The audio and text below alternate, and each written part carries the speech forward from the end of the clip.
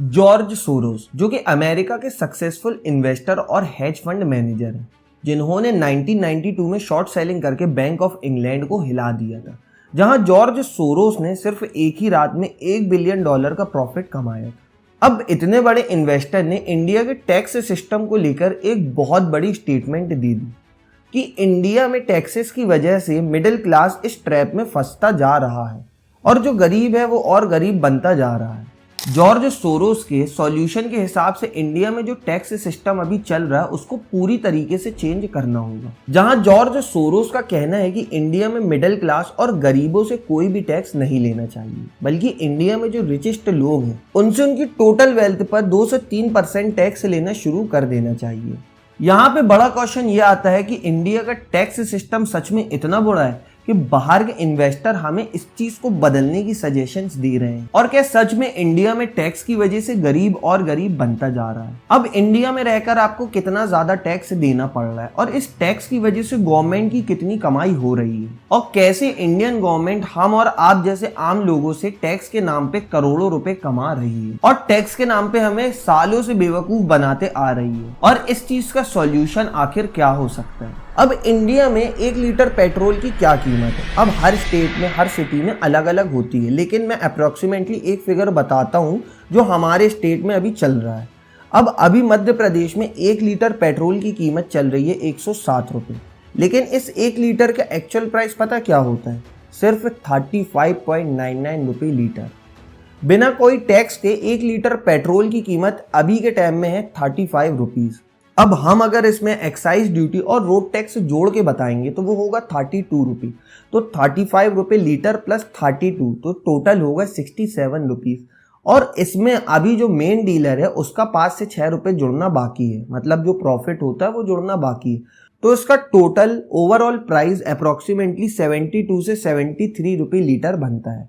अब ये सब टैक्स लगने के बाद, प्रॉफिट लगने के बाद आती है बीच में गवर्नमेंट, जहां 1 लीटर पेट्रोल में सेंट्रल गवर्नमेंट और स्टेट गवर्नमेंट दोनों ही टैक्स लेती है, तो इसकी एक्चुअल प्राइस बढ़ के 107 रुपये हो जाती है। अब अभी के टाइम इंडिया में अगर 1 लीटर पेट्रोल की एक्चुअल कीमत पता चले तो वो है 35 रुपये, लेकिन सभी टैक्स इंक्लूड होने के बाद इसकी प्राइस एक्चुअल वैल्यू से डबल से भी ज्यादा हो जाती है, जहां 35 रुपये लीटर पेट्रोल की कीमत अभी के टाइम में 107 रुपये लीटर चल रही है। अब इंडिया में टैक्स सिस्टम की यही सबसे बड़ी प्रॉब्लम है, जिसकी वजह से एक मिडिल क्लास आदमी हमेशा उसी ट्रैप में फंसा रह जाता है और जो गरीब है वो और ज्यादा गरीब होता जा रहा है। अब आज की वीडियो में हम इंडिया के यही टैक्स सिस्टम के बारे में समझने वाले हैं कि कैसे गवर्नमेंट आप सभी आम आदमी को बेवकूफ बना रही है और कैसे इंडिया में टैक्स पूरी तरीके से इस सिस्टम को चलाया जा रहा है और कैसे टैक्स के नाम पे गवर्नमेंट आपसे करोड़ों रुपए लूटती जा रही है। और at the end of the video आपको ये पता चलेगा कि आप इस ट्रैप से कैसे निकल सकते हो, मतलब इस ट्रैप के निकलने का सॉल्यूशन क्या हो सकता है आपके लिए। अब ये वीडियो देखने के बाद आपको पूरी सच्चाई पता चलेगी और आपकी भी आंखें खुल जाएगी और इस वीडियो के बाद आप खुद गवर्नमेंट से क्वेश्चन करना शुरू कर दोगे। हे एवरीवन, तो आज छोटी सी स्टोरी से इस वीडियो को स्टार्ट करते हैं ताकि आपको टैक्स का बेसिक नॉलेज मिल जाए। अब मान लो मेरा एक फ्रेंड है अमन, उसने बिजनेस करके या फिर जॉब करके पैसे जोड़ रखे। अब यही पैसों से उसने कार लेने की सोची और उसकी फेवरेट कार है फॉर्च्यूनर कार। अब एक फॉर्च्यूनर कार अभी के टाइम में मार्केट में क्या प्राइस की होगी? वो है कुछ 61 लाख रुपीज। अब आपको 61 लाख में खर्च करना होगा तब आपको फॉर्च्यूनर कार मिलेगी, लेकिन क्या ये गाड़ी सच में इतनी महंगी है? चलो जानते हैं। अब इस गाड़ी की एक्चुअल प्राइस अभी के टाइम में 34 लाख रुपीज़, वो भी बिना कोई टैक्सेस के बाद। ये गाड़ी आपको 34 लाख के प्राइस में मिल सकती है बिना कोई टैक्स के बाद। अब गवर्नमेंट आपसे कोई भी लग्जरी आइटम में 28% जीएसटी लेती है। अब कार भी एक लग्जरी कैटेगरी में आती है, इसलिए आपको कार में 28% जीएसटी देना होगा, जो कि बनता है 9,52,000 रुपीज़। और अब आपको इसमें 22% सेस भी देना होगा, ये भी गवर्नमेंट के पास ही जाता है। अब अगर इसमें 22% सेस जोड़े तो वो हो जाएगा 7,48,000 रुपीज़।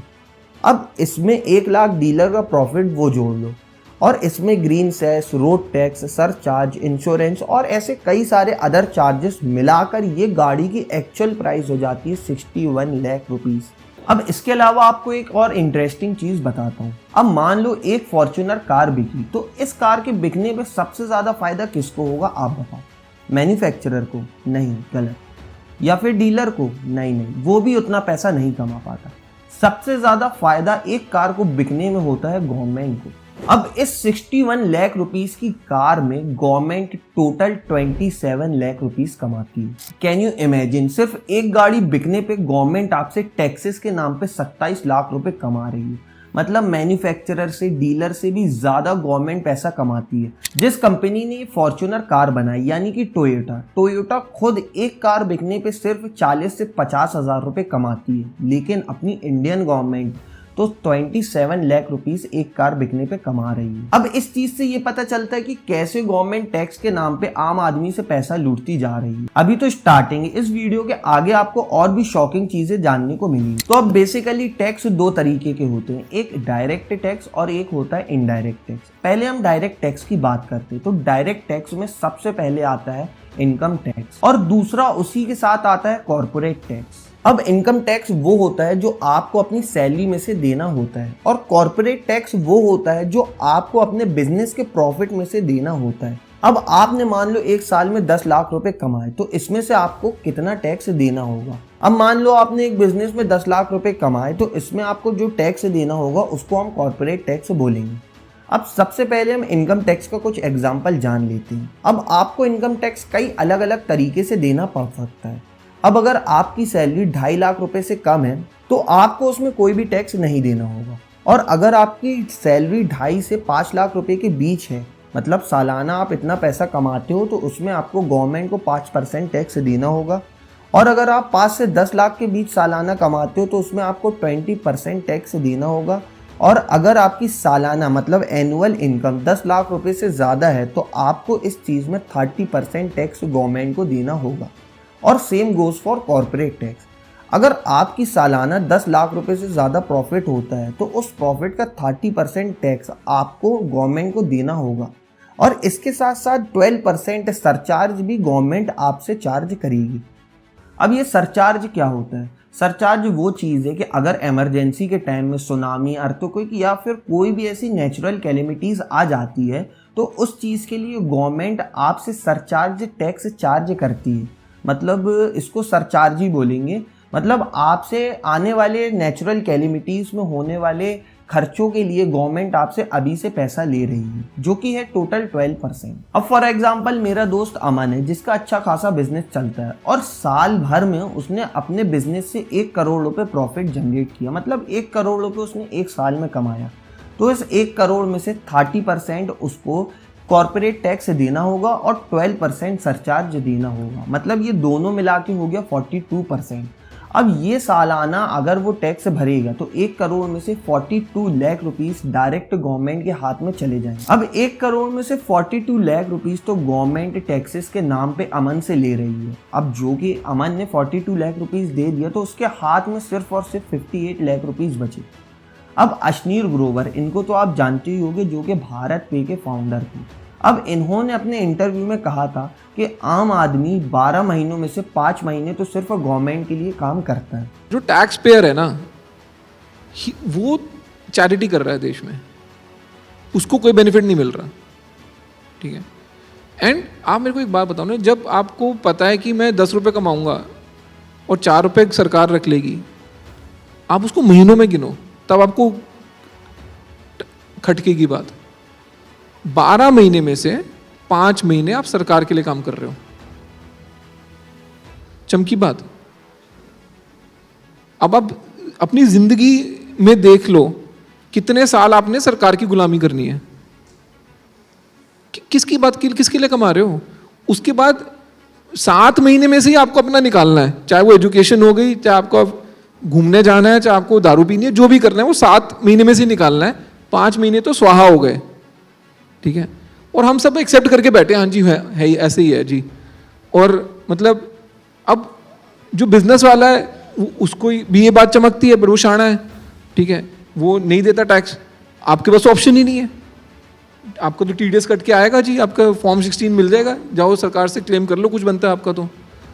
तो टैक्स इज इंडिया में tax is punitive, it's a punishment, it's not a tax.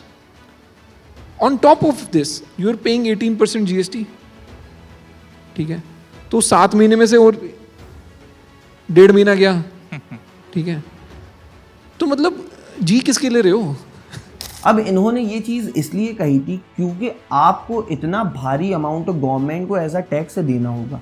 मतलब अमन ने जो 1 करोड़ रुपए कमाए, तो 1 करोड़ में से जो 42 लाख रुपीस उसने टैक्स के नाम पे दिए, वो 42 लाख रुपए कमाने में उसको 5 महीने लग गया होगा. तो हो गया ना, गवर्नमेंट के लिए आम आदमी 5 महीने काम कर रहा है.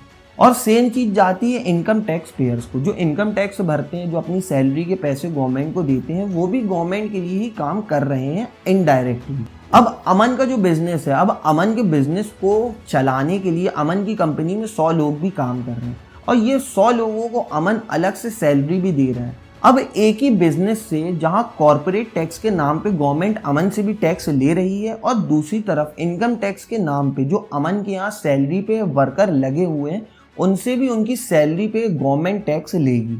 अब ये जो 100 लोग टैक्स भर रहे हैं और जो अमन टैक्स भर रहा है, ये पूरा एक लूप है. मतलब आप इसमें घूमते ही रहोगे. इंडिया का टैक्स सिस्टम ऐसे ही वर्क करता है कि आपको हर तरीके से हर चीज पर गवर्नमेंट को टैक्स देना ही होगा. इस लूप में इंसान हमेशा फंसा हुआ रहता है, जहां पे गवर्नमेंट आपसे हर चीज पर टैक्स वसूलती रहती है. अब गवर्नमेंट ने डायरेक्ट टैक्स के नाम पे जो कॉर्पोरेट टैक्स अमन के ऊपर लगाया है, और अमन से सरचार्ज और कॉर्पोरेट टैक्स के नाम पे जो 42% टैक्स लिया है, यानी कि 42 लाख रुपीज. तो इसके अलावा भी जो बचे हुए अमन के पास 58 लाख रुपीस है, उसमें भी गवर्नमेंट अमन से आगे चल के टैक्स लेने वाली है. अब इंटरेस्टिंग चीज यही है कि जो बचे हुए 58 लाख रुपीस है, उस पे भी अमन टैक्स देने वाला है. अब वो कैसे देगा वो भी समझाता हूँ. तो यहाँ पे आती है हमारी दूसरी टैक्स की कैटेगरी, जो कि है इनडायरेक्ट टैक्स. अब ये इनडायरेक्ट टैक्स में क्या क्या आता है वो भी जान लो, जैसे कि GST, toll tax, surcharge, cess, IGST, SGST और भी ऐसे कई अदर चार्जेस है जो गवर्नमेंट इनडायरेक्ट टैक्स के नाम पे ले रही है. अब ये सब कुछ इनडायरेक्ट टैक्सेस होते हैं, और इनडायरेक्ट टैक्स में गवर्नमेंट आपको कैसे फंसाती है वो भी समझाता हूँ. अब अमन ने कॉर्पोरेट टैक्स के नाम पे गवर्नमेंट को 42 लाख रुपीस दिए थे. उसमें से 58 लाख रुपीस उसके बचे हुए थे. मतलब साल में जो 58 लाख रुपीस उसका प्रॉफिट है वो बचा हुआ है. लेकिन अब इस प्रॉफिट में से भी, इस 58 लाख रुपीस में भी अमन के डेली के खर्चे या फिर मंथली एक्सपेंसेस तो ज़रूर होंगे. अब मान लो अमन ने अपने पैसे खर्च किए अपने एक्सपेंसेस पर, जैसे कि उसने बिस्किट लिया या फिर कोलगेट लिया, तो इसमें अमन को इनडायरेक्ट टैक्स देना होगा. अब एक 5 रुपये बिस्किट के पैकेट में भी गवर्नमेंट 5 रुपये GST लेती है, और कोलगेट में आपको 18% GST देना होता है. फॉर एग्जाम्पल, अगर कोलगेट की कीमत 20 रुपये है, तो उसमें 18% GST लगेगा, तो उसकी एक्चुअल कीमत 25 रुपये हो जाएगी. अब आप अमीर हो या फिर गरीब हो, ये 25 रुपये आपको देना ही होगा. जो 5% एक्स्ट्रा गवर्नमेंट आपसे GST ले रही है, वो भी आपको लिए कंपलसरी है देना है. अब अमन को जैसी कि पानी की बोतल लेना है, तो उस पानी की बोतल पे भी गवर्नमेंट अमन से 18% GST चार्ज कर रही है. अब जो अमन गाड़ी यूज कर रहा है, जो फॉर्च्यूनर कार अमन ने ली थी, उस पे भी गवर्नमेंट 28% GST और 22% GST ऑलरेडी अमन से ले चुकी है. अब ये गाड़ी लेके अमन जिस रोड पे चल रहा है, उस रोड का भी गवर्नमेंट पहले से ही अमन से टैक्स वसूल चुकी है. और बाय चांस अगर अमन को उसी गाड़ी से कोई लॉन्ग रूट पे जाना है, तो बीच पे पड़ता है हाईवे, और हाईवे पे आता है टोल, तो अमन को उस चीज़ के लिए टोल टैक्स भी गवर्नमेंट को पे करना होगा. और अगर अमन को उसी गाड़ी में पेट्रोल या फिर डीजल डलवाना है, तो उस पेट्रोल और डीजल पे भी अमन को टैक्सेस पे करना होगा. ये एक इन्फिनिट लूप टैक्स सिस्टम है इंडिया में, जहां पे गवर्नमेंट आपसे सिर्फ सांस लेने पर टैक्स नहीं ले रही, उसके अलावा आप जिस चीज़ पे भी पैसा खर्च कर रहे हो, उस चीज़ पे आप इनडायरेक्टली गवर्नमेंट को टैक्स दे रहे हो. आपको हर एक चीज़ पे टैक्स देना होगा. आपके घर पे, आपकी फर्नीचर पे, आपकी कार्स पे, मशीन में, आप जो चीज़ खरीदोगे, इवन आपकी चड्डी पर भी आप गवर्नमेंट को टैक्स दे रहे हैं. आई नो अभी भी कई ज़्यादा ऐसे लोग हैं जो इस चीज़ को नॉर्मली ले रहे हैं. अब ये क्यों हो रहा है? क्योंकि ये चीज़ पूरे ऑल ओवर इंडिया वालों के साथ हो रही है. अगर ये चीज़ कोई मेजोरिटी ऑफ पीपल्स के साथ होती, तो उनको इस चीज़ से प्रॉब्लम होती कि भाई मेरे से ही इतना ज़्यादा क्यों टैक्स ले रहे हैं, दूसरे लोगों से क्यों नहीं ले रहे हैं. मतलब एक तो जो लोगों को देख के होता है वो चीज़ हो रही है कि क्योंकि ये इंडिया में सभी लोगों के साथ हो रहा है, इसलिए इस चीज़ से किसी को उतनी ज़्यादा प्रॉब्लम नहीं हो रही है। मतलब जो इंडियन माइंडसेट है कि अगर हो तो सबके साथ हो, नहीं तो फिर किसी के साथ ना हो, तो वही माइंडसेट का यूज़ गवर्नमेंट कर रही है। मतलब गवर्नमेंट इंडिया में ही, ऑल ओवर इंडिया में ही हर किसी से इक्वली इस चीज़ पे टैक्स ले रही है। जीएसटी, एसजीएसटी, सरचार्ज, ये इनडायरेक्टली जो टैक्स ले रही है ये सभी के साथ हो रहा है, इसलिए इस चीज़ से किसी को भी प्रॉब्लम नहीं हो रही है। अब जो जो लोग इस टैक्स सिस्टम को नॉर्मली ले रहे हैं उनको हम कुछ फाइनेंशियल नंबर्स दिखाना चाहते हैं। डेटा के हिसाब से गवर्नमेंट हर मंथ सिर्फ जीएसटी से 1.68 लाख करोड़ रुपीस कमाती है, जिसमें से 29,546 करोड़ रुपए सीजीएसटी से आता है और 37,314 करोड़ रुपए एसजीएसटी के नाम पर आता है और 82,907 करोड़ रुपए आईजीएसटी के नाम पर आता है। अब इसमें से 42,503 करोड़ इंपोर्ट्स और गुड्स के भी चार्जेस इंक्लूड और मंथली सेस 10,355 करोड़ रुपए आता है, जिसमें से 960 करोड़ रुपए इंपोर्ट्स और गुड्स के होते हैं। अब ये मंथली डेटा है जिसकी मैं बात कर रहा हूँ। अगर हम ईयरली देखें तो लास्ट फाइनेंशियल ईयर 2023 में गवर्नमेंट टोटल 20.18 लाख करोड़ रुपए जीएसटी के नाम पर लोगों से ले चुकी है। ये चीज़ तो फिर भी ठीक है। अब इंडिया में टोटल 480 से भी ज़्यादा टोल मौजूद है। अब लास्ट फाइनेंशियल ईयर में 2023 में इंडियन गवर्नमेंट टोल के टैक्स के नाम पर जनता से 64,809.86 करोड़ रुपए ले चुकी है और इनकम टैक्स के नाम पे गवर्नमेंट हर साल लोगों से 12.01 लाख करोड़ रुपए कमाती है और कॉर्पोरेट टैक्स के नाम पे गवर्नमेंट पिछले साल 9.11 लाख करोड़ रुपए कमाई थी। भाई हर तरफ सिर्फ टैक्स ही टैक्स देना पड़ रहा है। अब इंसान कमाएगा क्या और खाएगा क्या? अब ओवरऑल चीजों से यहाँ पे एक और बड़ा क्वेश्चन ये निकल के आता है कि गवर्नमेंट टैक्स किस लिए लेती है? आम आदमी के भले के लिए। गवर्नमेंट देश चलाने के लिए टैक्स लेती है। गवर्नमेंट जो इंडिया में इंफ्रास्ट्रक्चर है उसको सुधारने के लिए टैक्स लेती है। जो गवर्नमेंट फैसिलिटीज़ मिलती है आम आदमी को, जो पेंशन मिलती है, गवर्नमेंट इसी सब चीज़ों की वजह से तो टैक्स लेती है। अब मैं आपसे क्वेश्चन करता हूँ कि क्या सच में गवर्नमेंट आपको उतनी फैसिलिटीज़ प्रोवाइड कर रही है? चलो अब इसको एक एग्जाम्पल के साथ समझते हैं। अब जो आपके टैक्स के पैसे आप गवर्नमेंट को देते हो, गवर्नमेंट इस टैक्स के पैसों से एक बजट बनाती है। अब ये बजट वो अलग अलग सेक्टर्स के लिए बनाती है जो इंडिया के लिए काम करते हैं। अब उसी में से एक सेक्टर की हम यहाँ पे बात करते हैं। हम सभी सेक्टर्स की बात नहीं कर रहे हैं, हम सिर्फ एक सेक्टर की यहाँ पे बात करते हैं जिसको गवर्नमेंट की तरफ से हर साल सबसे ज़्यादा बजट मिलता है। अब ये सेक्टर है NHAI यानी कि national highway authority of India. अब इस साल NHAI को टोटल 2,70,435 करोड़ रुपए का बजट मिला है। अब इंडिया में रोड और ब्रिजेस बनाने के लिए ये बजट दिया गया है, लेकिन आप खुद सोचो इंडिया में सच में रोड्स की हालत ठीक है? जहाँ जगह जगह रोड्स पर गड्ढे हैं, जहाँ रोड टूटी हुई है, लोगों के एक्सीडेंट हो रहे हैं। इसके अलावा अगर हम ब्रिजेस की बात करें, मतलब NHAI को रोड और ब्रिजेस बनाने का ही कॉन्ट्रैक्ट दिया जाता है, तो ब्रिजेस भी अभी के टाइम में बहुत अच्छे बनाए जा रहे हैं, फिर ये बहुत मजबूत बनाए जा रहे हैं। अब रिसेंटली बिहार में ब्रिज बना था, वो भी कोलैप्स हो गया, जिसमें कितने लोगों की जान भी चली गई। अब ये ब्रिज को बनाने के लिए जो पैसा दिया गया था ये किसका था? क्या गवर्नमेंट ने अपने जेब से पैसा दिया था? नहीं, ये सब आम आदमी का टैक्स का पैसा था जो आम आदमी से लिया गया था। अब जो ये रोड टूटी हुई है, जो ब्रिजेस कोलैप्स हो रहे हैं, इस पर कोई भी क्वेश्चन नहीं कर रहा है। किसी भी तरीके के ऐसे एलिगेशंस गवर्नमेंट में नहीं लगाए जा रहे, गवर्नमेंट को कोई क्वेश्चन नहीं कर रहा है। इसके अलावा जो गवर्नमेंट टैक्स पेयर को पहले पेंशन देती थी, अभी के टाइम में गवर्नमेंट ने पेंशन रूल्स को भी चेंज कर दिया है, जिसकी वजह से गवर्नमेंट अभी अच्छे से पेंशन भी नहीं देती है। और तो और जो गवर्नमेंट फैसिलिटीज़ मिलना चाहिए टैक्स पेयर्स को, वो गवर्नमेंट फैसिलिटीज़ भी बिल्कुल नहीं दी जाती। अब अगर आपके यहाँ कोई बीमार हो जाएगा या फिर आपको अपने बच्चे को कोई स्कूलिंग कराना होगा, तो आप खुद बताओ, आप कोई गवर्नमेंट हॉस्पिटल में या फिर गवर्नमेंट स्कूल में अपने बच्चे को भेजोगे या गवर्नमेंट हॉस्पिटल में एडमिट होगे? गवर्नमेंट फैसिलिटीज़, गवर्नमेंट हॉस्पिटल्स, अभी के टाइम में इसकी ये सब हालत है कि लोग यहाँ पे खुद के लिए इस सब चीज़ों को यूज़ ही नहीं करते। मतलब गवर्नमेंट जो टैक्स लेती है गवर्नमेंट फैसिलिटीज़ देने के लिए, इंफ्रास्ट्रक्चर के लिए, पेंशन वगैरह के लिए, उसमें से कुछ भी चीज़ गवर्नमेंट अच्छे से नहीं कर रही है। और टैक्स हर साल आपसे लेती ही जा रही है, अलग अलग चीज़ों पे डायरेक्ट इनडायरेक्ट टैक्स आम आदमी से लेती ही जा रही है। अब इस सब चीज़ों का सॉल्यूशन क्या हो सकता है? मतलब कैसे ये सब चीज़ें ठीक हो सकती है? अब ये जो मेरे हिसाब से जो सॉल्यूशन मैं बताने वाला हूँ, इससे गवर्नमेंट का भी कोई नुकसान नहीं होगा। मतलब जो गवर्नमेंट के बाद टैक्स आ रहा है उतना आएगा भी और आम आदमी का भी इस चीज़ से भला होगा। अब ये सॉल्यूशन के लिए हमें एक स्टोरी, रियल स्टोरी जानना पड़ेगा। अब बात है साल 1981 की, जब अमेरिका के प्रेसिडेंट थे रोनाल्ड राइन।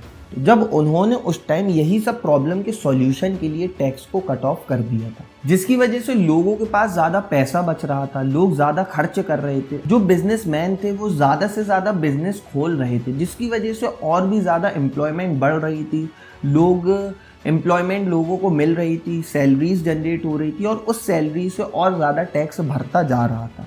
मतलब टैक्स कट ऑफ करने की वजह से लोगों को भी फ़ायदा हो रहा था और उसके अलावा लोग ज़्यादा स्पेंड कर रहे थे, लोग अपने बिजनेस ओपन कर रहे थे, जिसकी वजह से और ज़्यादा लोग टैक्स भर रहे थे। अब ये सॉल्यूशन पूरी तरीके से सही होगा या फिर नहीं, आई डोंट नो, लेकिन ये करके मतलब गवर्नमेंट टैक्स को कट ऑफ करके आम आदमी को मिडिल क्लास ट्रैप से और इस टैक्स के ट्रैप से निकलने का मौका दे सकती है। At the end conclusion of the video यही है कि आपको क्वेश्चन करना शुरू करना चाहिए। आप जो टैक्स के पैसे गवर्नमेंट को भर रहे हो, आपको उस चीज़ को लेके क्वेश्चन करना चाहिए। जो टैक्स के पैसे आप दे रहे हो, क्या सच में आपको उतनी फैसिलिटीज गवर्नमेंट की तरफ से मिल रही है या फिर नहीं। अब आज की वीडियो के लिए बस इतना ही। अब अगर आप भी एक मिडिल क्लास हो और आप भी मिडिल क्लास ट्रैप में फंसे हुए हो और उससे निकलना चाहते हो, तो स्क्रीन में आ रही ये वीडियो को क्लिक करके आप देख सकते हो। इसके अलावा अगर आप ट्रेडर हो, आप ट्रेडिंग करते हो और ट्रेडिंग में टैक्स सिस्टम में आप भी फंसे हुए हो, तो स्क्रीन में आ रही ये वीडियो को क्लिक करके आप ज़रूर देखो। So that's all in this video. Please drop a like if you find this video helpful and dislike it if there was any mistake. So bye bye and have a great life.